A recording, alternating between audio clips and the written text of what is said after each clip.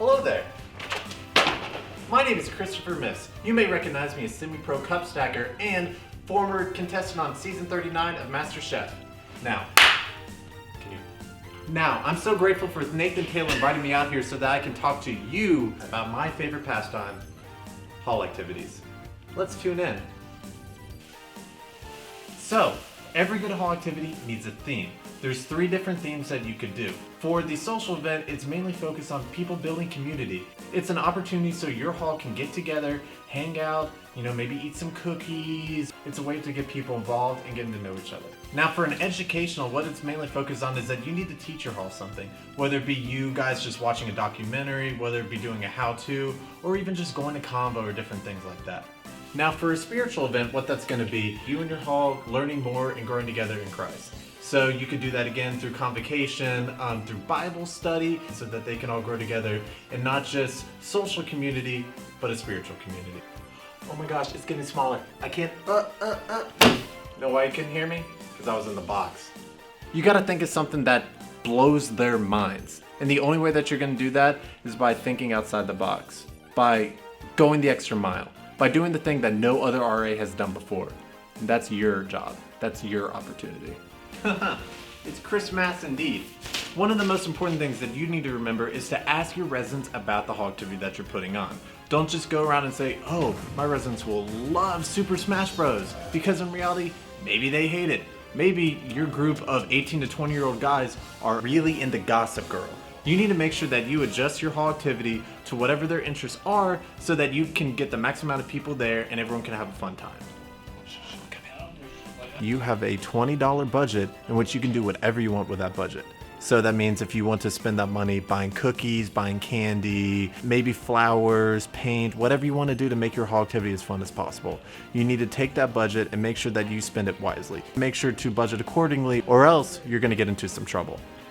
Whoa, space! I did not prepare for this and do it correctly in my activity proposal form. It's one of the things that RAs typically forget about when they're doing their hall activity.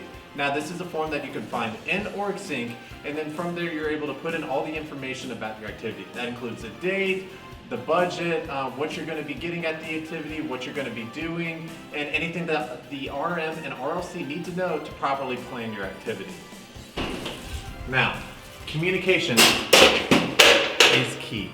Without communication, there's no way that your residents are going to know anything about your hall activity that's going on. So that includes posters, that includes group meet messages, that includes emails, texts, remind them in the hallway, even remind them the day of. I know I've gone on and I've knocked on each one of their doors and said, yo, hey, come to the hall activity. Any way that you can to reach out to the residents so that they can come to your activity is the only way that you're going to be able to bring them out there.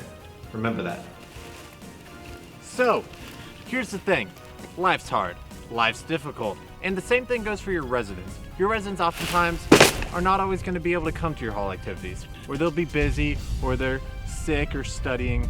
You don't really know. But don't be disappointed, because if you act disappointed, if you act sad about it, all you do is ruin the opportunity for what could happen in the future. So, you may be wondering, that's a lot of work. Well, guess what? You have to do 8 hall activities throughout the entire year that you're here. Now, you may think that 8 seems like a lot, but guess what? 8 is great.